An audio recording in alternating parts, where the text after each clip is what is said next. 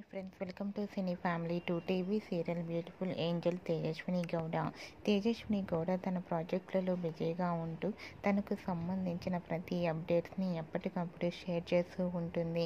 తేజస్విని గౌడ కొన్ని టీవీ షోలలో కూడా పార్టిసిపేట్ చేస్తూ సందడి చేస్తుంది. తేజు అప్డేట్స్ బయటకు రాగానే మంచి మంచి కామెంట్స్ పెడుతుంటారు తన అభిమానులు.